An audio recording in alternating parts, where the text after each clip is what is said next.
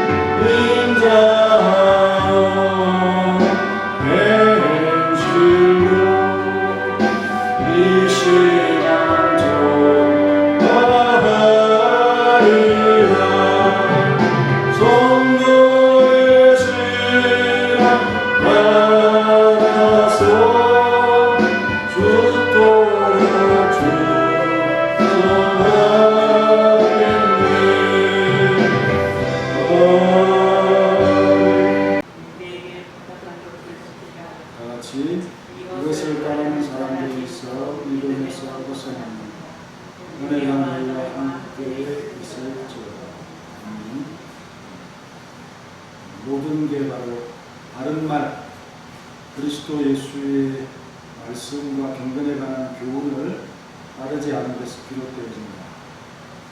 잘 알지 못하기 때문에 잘 알지 못하는 것을 목소리 높여서 싸우다 보면은 본질, 예수님의 교훈이라고 하는 본질에서 떠나서 다툼이 일어나고 비방이 일어나고 그리스도의 성품을 담지 못하기 때문에 그것을 잘 관리하고 다스리는 그런 능력도 없어지고 하나님께서 힘을 주시지도 않을 것이고 그런 말씀을 원인 분석을 아주 잘하고 있습니다. 또 두 번째, 세상 욕심, 물질에 대한 욕심이 너무 과도해지면 어떤 이 모든 하나님의 말씀을 떠나고 세상을 쫓아가고 또 경건을 이익의 도구로 생각하면서 교회가 하나님의 말씀을 전하는 곳이 아니라 입권 다툼의 어떤 장소처럼 되어있는 그런 현상이 일어난다. 그러니 이런 것들을 바로 가르치라고, 너는 못된 말에 빠지지 말라고 이렇게 지금 편지를 보내고 있는 내용입니다.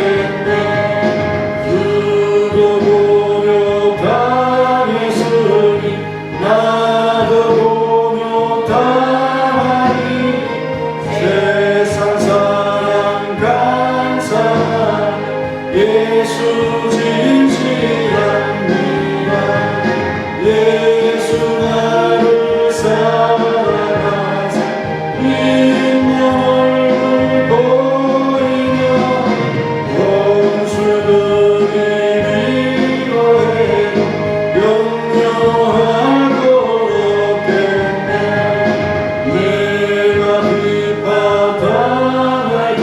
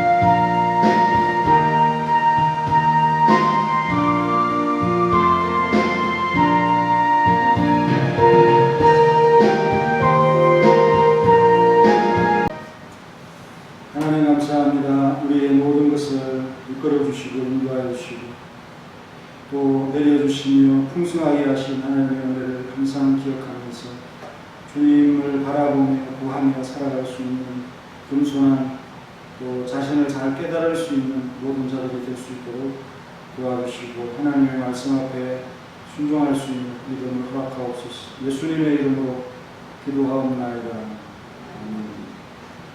찬송가 393장 말씀입니다. 393장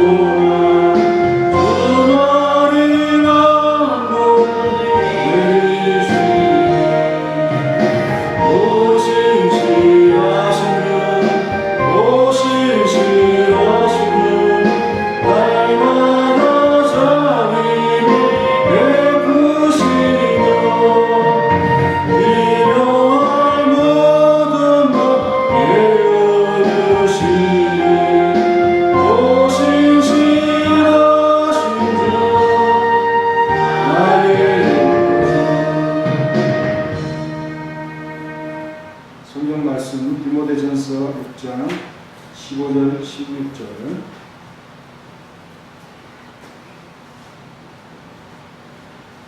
기일하게 이르면 하나님이 그의 나타나심을 보이시니 하나님은 복되시고 유일하신 주권자이시며 만왕의 왕이시며 만주의 주시오 오직 그에게만 죽지 아니함이고 가까이 가지 못할 빛에 거하시고 어떤 사람도 보지 못하였고 또 볼 수 없는 이시니 그에게 존귀와 영원한 권능을 돌릴지어다.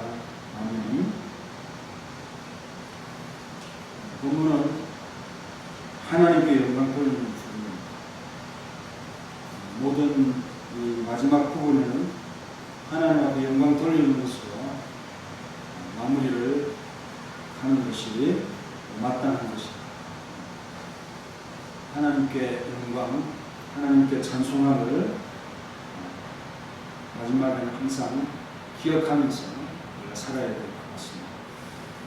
바울은 반드시 이런 형식을 취하게 되어지는데 우리는 우리에게 그렇게 하도록 알려주는 지침서와 같다고 볼 수가 있는 것입니다.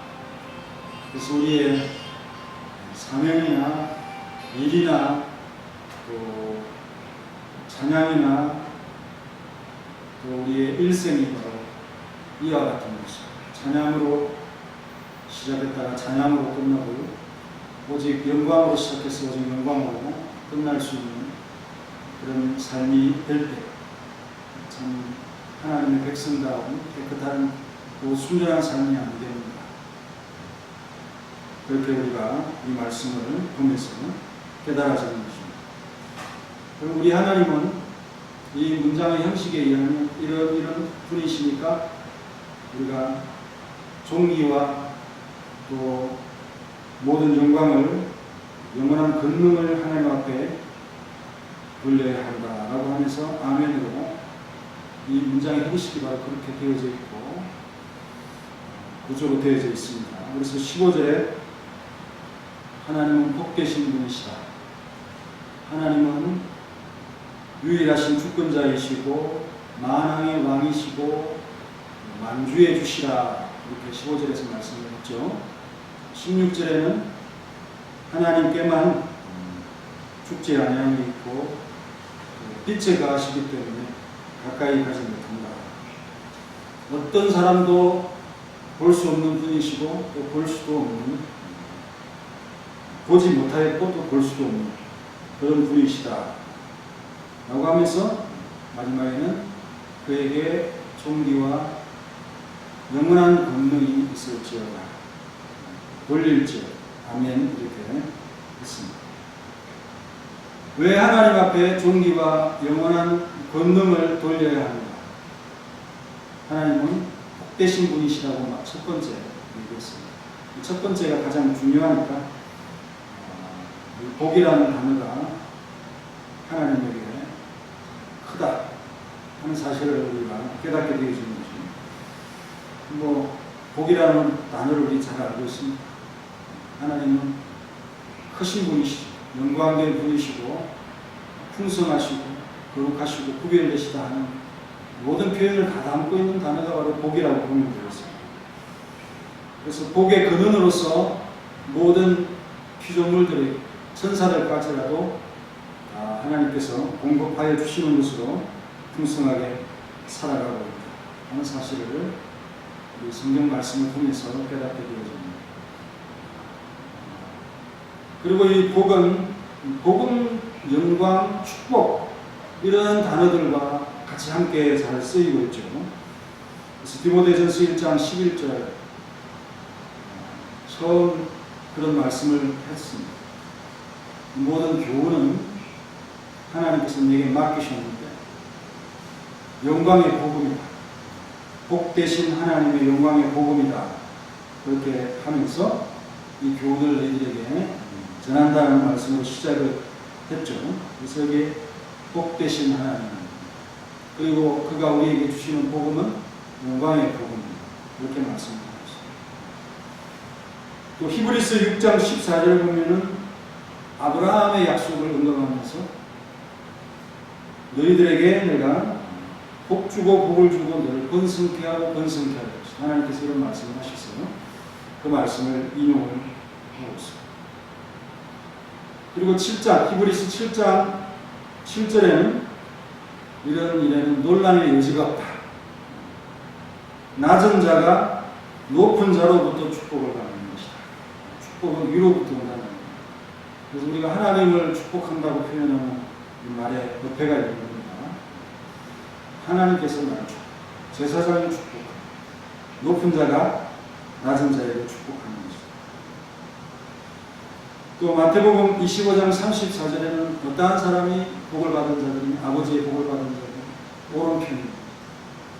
그들이 복을 받아서 하나님이 창세전부터 예비하시고 그들에게 주실 것으로 생각했던 그 나라를 상속자니까 큰 나라를 아버지께서 주신다는 말씀을 하고 있습니다.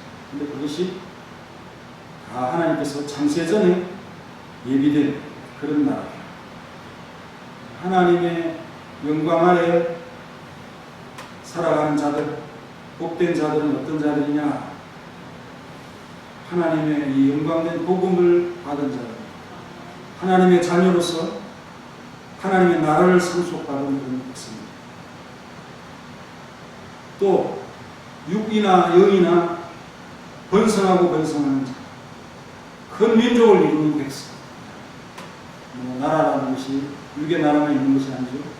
육의 민족만 있는 것이 아니고 아브라함의 영적인 후손들도 이 민족과 나라를 이룬다고 보면 우리는 그런 하나님의 영광 아래서, 이 복된 하나님 아래서 복을 받으며 살아가고 있습니다. 그래서 우리 흔히 착각하기를 물질적인 것만 이 복이라고 생각하는데 사실은 그렇지 않고 아주 포괄적인 영과 육을 다 포함하고 있는 그런 부분에 있어서 복되신 하나님이시고 모든 부분에 풍성하게 주시는 하나님이시다. 그렇게 여러분들이 믿으면서 살아가길 바랍니다. 우리에게 구원을 주시고 에베소서에는 하늘의 신령한 복을 주신다고 말씀하는데 바로 그분이 바로 복되신 하나님이거든요. 그리고 우리는 하나님의 영광된 복음을 받고 전하는 자들입니다. 그죠? 하나님의 영광의 복음을 맡았다라고 그렇게 말씀을 드리고 있습니다. 근데 복이라는 단어를 우리가 또 쉽게 이해하려면 그 복의 반대말이 뭘까? 저주죠, 저주. 복의 반대말은 저주. 그러면 이 저주라는 표현을 어떻게 활용했느냐? 우리 한번 갈라디아서 3장을 한번 보겠습니다. 갈라디아서 3장에 아주 귀한 말씀이 나옵니다.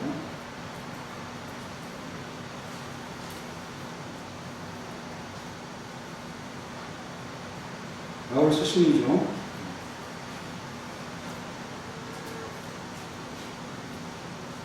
로마서 다음에 갈라디아서, 고린도 전후서 이렇게 하죠. 옛날에 젊었을 때는 목록표를 다 외웠을 텐데 글쎄 잊어버린 것 같아요. 갈라디아서 3장 10절.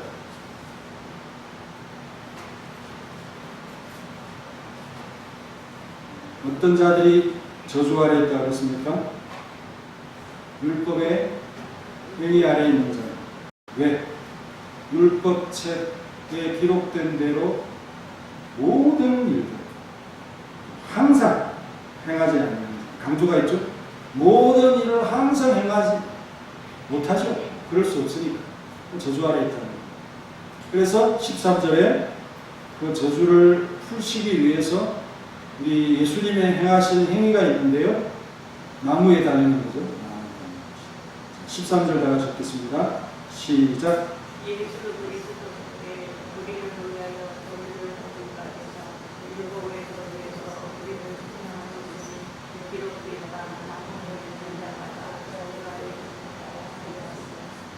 갈라디아서 3장 13절. 나무에 달면은 이거는 저주받은 거예요. 적의 장수들을 나무에 달죠. 그러면 그 시체를 밤새도록 달아놓으면 안 됩니다. 내려야 되죠. 그것을, 그 말씀을 생각하면서 나무에 달린 자는 저주를 받는다고 하는데 우리 예수님이 나무에 달리죠. 십자가에 달립니다. 이것은 어떤 의미가 있다는 거예요? 율법 아래에 있는 자들이 저주 아래에 있는데 이 율법 아래에 있는 자들의 저주를 해소하기 위해서 우리 예수님께서 나를 대신해서 그 나무에 달리고 되어졌다. 이런 해석을 하고 있는 것입니다.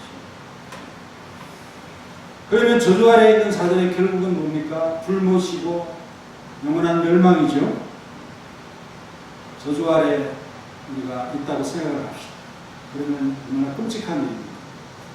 그러나 우리가 하나님을 섬기고 하나님을 경외하고 따라갈 수만 있다면 정말 우리는 저주 아래에 있는 자가 아니라 하나님의 복을 받는 자로서 저주 아래서 빼어내어서 주님을 섬기도록 한 그런 대상들이다 하는 사실을 말씀하고 그 중재의 역할에 우리 예수님께서 속량하셨다 하는 사실을 말씀하고 있는 복음입니다.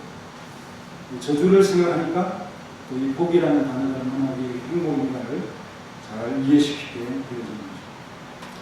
그래서 이 복 하면은 주시는 하나님이라고 생각하자고 그랬죠. 어떤 것을 주시느냐? 우리 예수님으로 말미암아서 부활의 어떤 능력으로서 승리하는 자가 되죠. 죽음을 깨뜨리고 사망의 권세를 깨뜨리는 승리자가 되어진다고 주신다고 고린도전서 15장 57절에서 말씀합니다. 승리를 주시는 하나님, 복된 하나님이시죠. 또 고린도후서 9장 10절에는 씨와 열매를 주시죠. 먹을 것을 주시는데 씨도 주시고 먹을 수 있는 열매도 주시고, 이거는 그냥 육적인 어떤 이 농산품, 생산품은 아니라 의의 열매도 주신다. 의로운 결실을 맺을 수 있도록 힘도 주신다. 그런 표현도 됩니다. 그래서 에베소서 1장 6절에 보면 거저 주시는 바 은혜라고 했죠. 하나님은 은혜와 디도서에는 구원을 주신다. 이런 말씀.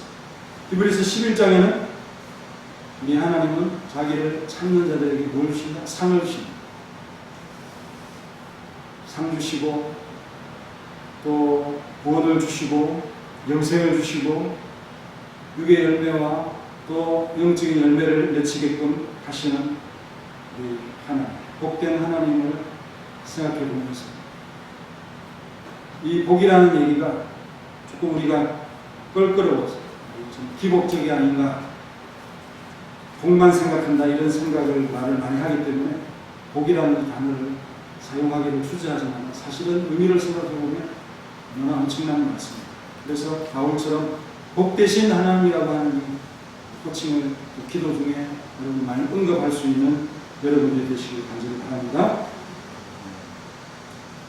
두 번째는 주권자 하나님 아버지께 영광을 돌리는 대목이 나오죠. 주기도문에 나라와 권세와 영광을 아버지 하나님 앞에 영원히 돌리는 그런 대목이 나옵니다.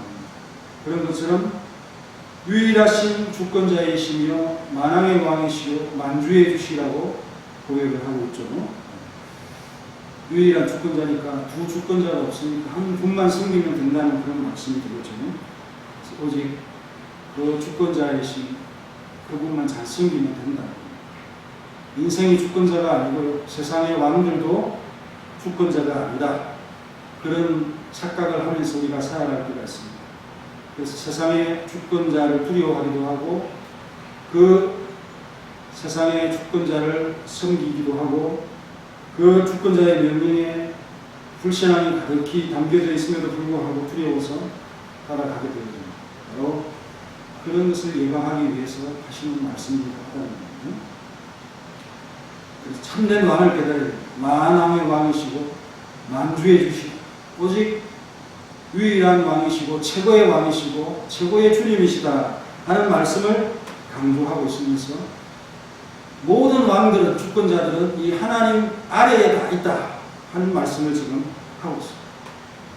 세상의 임금들 두려워하지 마십시오. 이 세상의 임금들 하나님 말씀을 지키도록 하는 그런 왕들이 있고 선한 왕들도 있지만 또 공적인 권세를 행해서 죄를 예방하는 그런 기능도 있지만 대부분의 특성이 뭡니까? 하나님의 말씀에 대적하고 원수처럼 구는 그런 삶. 그러니 그 세상 아래서 살아가는 그리스도인들이 얼마나 고통을 받고 어려움을 당하겠습니까? 이것은 위로의 말씀이기도 한 거죠.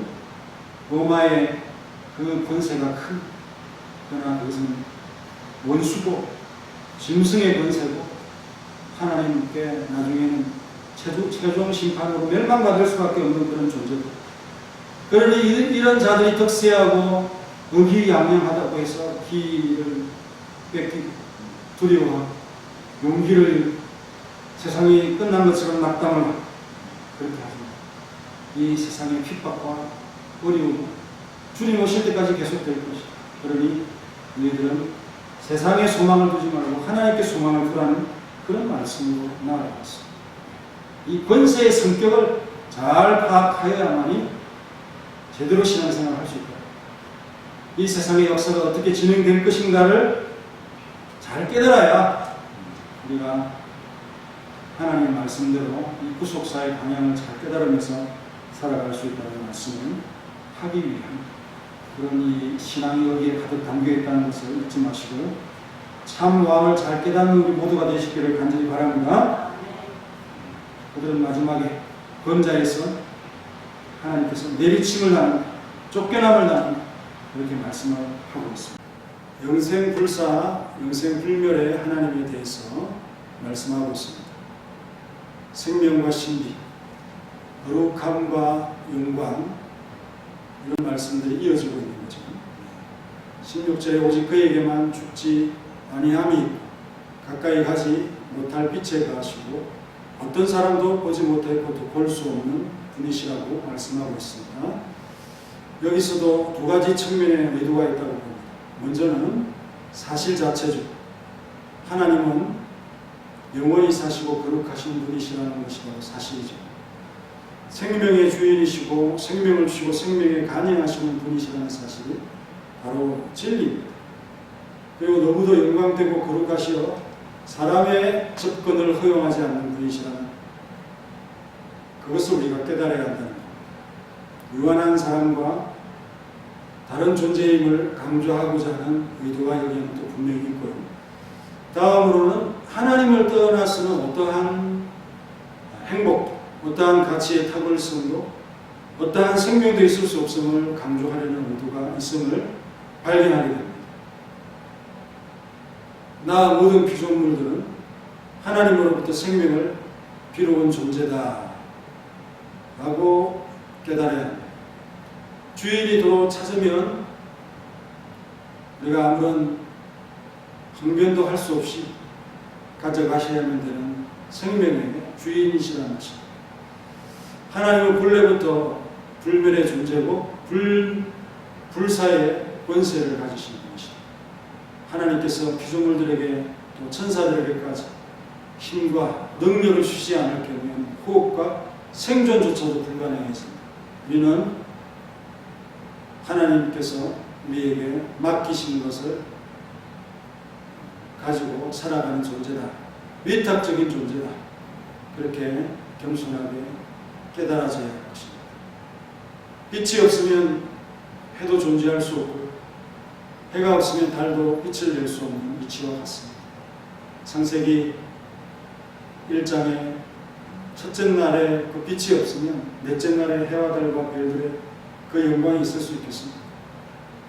또 태양의 그 강렬한 빛이 광채가 없으면 다른 빛을 낼 수 없는 존재인 것이죠. 인생의 근원이 따로 있음을 깨달을 때 겸손해지는 것입니다. 또 볼 수 없는 분이시라고 했습니다.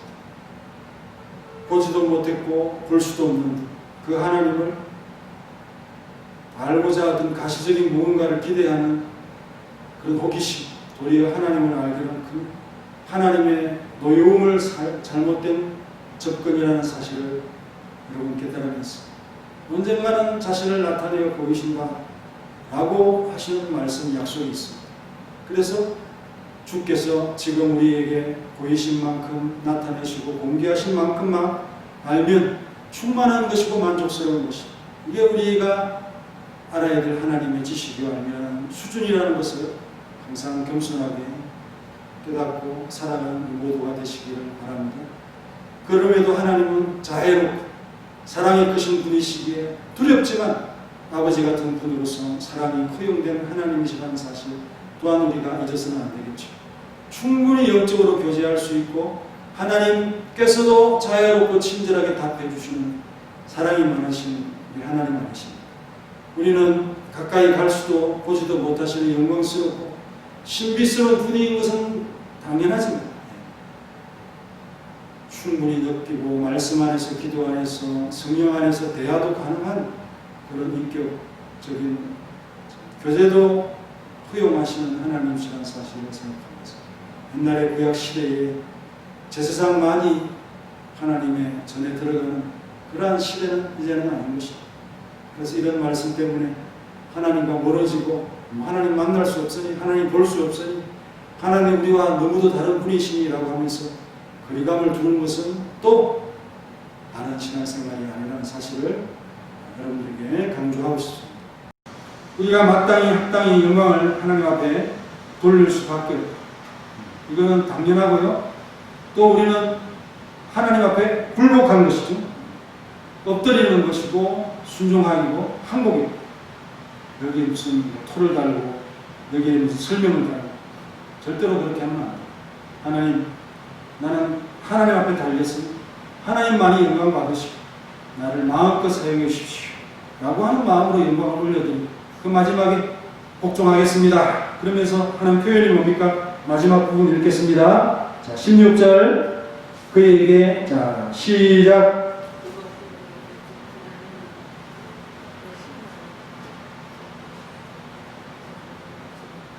뭐 이런 부분에 있어서 이렇게 작게 얘기합니까? 그에게 존귀와 영원한 권능을 돌릴지어다. 아멘. 이렇게 여러분들이 아멘으로 크게 이런 믿음입니다. 이 말 표현 하나님께 이렇게 영광을 돌리기 위해서 찬양의 가사로 그렇게만 존재하는 것이 아니라 영원하신 하나님, 생명의 주인이신 하나님, 우리에게 공급하시는 복된 하나님, 또 영생 불사의 하나님, 이런 하나님을 실제로 여러분들의 실생활에 믿을 때 용기가 나고 그 하나님을 의지함으로 담대하게 이 참 세상의 주권과 권세들을 두려워하지 않냐고 살아갈 수 있는 그런 자들이 될 수 있다는 이 사실을 말씀하는 것이기 때문에 확실히 여러분들의 마음의 신앙으로 가지는 우리 모두가 되시기를 간절히 바랍니다. 그리고 여러분들이 깨달으면 깨달을수록 그 돌리는 영광이 가치가 있다. 그걸 이 시간에 강조를 하고 싶습니다. 내가 낮아지면 낮아질수록 내가 하나님으로부터 참 영광을 돌리면 돌릴수록 나는 더 낮아지고 겸비한 존재가 되어집니다. 그런 상태에서 돌리는 영광이 더 하나님 앞에 가치 있게 들리게 되어집니다. 라고 하는 사실을 기억하는 것입니다. 여러분의 마음에 어떤 마음을 가지고 있는가에 따라서 하나님께서 영광을 크게 받으시는, 작게 받으시는 이게 달려있다는 것을 깨닫는 그런 여러분들이 되시기 바랍니다. 다 같이 기도하겠습니다. 통성으로 함께 통성으로 기도합시다. 하나님 감사합니다. 오늘 우리가 영광 돌릴 하나님에 대해서 이렇게 저렇게 표현된 부분들을 보았습니다. 우리 하나님은 복되신 하나님이시고 우리에게 구원을 주시고 은혜를 주시고 승리를 주시고 또한 생명을 공급하시고 우리에게 풍족한 영육의 양식을 공급하신 복되신 하나님 바라보고 기대하며 도와주시옵소서. 우리에게 빈곤하고 부족한 부분을 채워주시고 하나님을 바라볼 수 있도록 도와주시옵소서. 우리 하나님은 유일하신 주권자이신 만왕의 왕이시고 만주의 주신 하나님 외에는 이 세상에 주권자가 없습니다. 하나님 외에는 권세자가 없습니다. 하나님 외에는 절대적인 힘이 이 세상에 없습니다. 이 세상의 권세와 이 세상의 주권자를 힘 있는 자들의 흑세함과 위기양양함에 눌려서 그리스도인들이 제대로 살아가지 못하고 복음을 전하지 못하고 그러한 어리석은 자들이 되지 않도록 도와주시고 이 세상 권세는 무한하고 언젠가는 그 권자에서 내려오게 되어지고 또한 그 권자에서 내려올 때는 참혹함이 따라오고 그 권세를 누린 만큼 또 제약의 권세를 누린 만큼 하나님의 심판이 크다는 사실을 우리가 똑똑히 깨달으면서 이 시대 속에 또한 영원한 역사 속에서 하나님께서 운용해 오신 이 승리들을 바르게 깨달을 수 있는 사랑하는 성도들의 지혜로움이 되게 하여 주옵소서. 유한한 세상 권세를 두려워하지 않도록 도와주시고 영생 불사 불멸의 하나님을 깨달으면서 영혼과 육을 다 우리에게 참 영원한 생명으로 우리에게 허락해 주시는 천당의 삶을 우리에게 허락해 주시는 하나님을 우리를 의지하면서 생명의 주인이신 하나님만 그리워할 수 있는 우리 모두가 되도록 역사하여 주옵소서. 하나님, 이 세상의 것에 우리 너무 민감하였고 이 세상의 소유와 물질에 너무 관심을 두었고 그것만 복이라고 생각하며 살아왔습니다. 하나님, 그 모든 어리석음을 용서하시고 오직 이제 하나님께만 소망을 두고 살아갈 수 있는 모두가 되게 도와주시옵소서. 304장 우리 찬양을 하겠습니다. 304장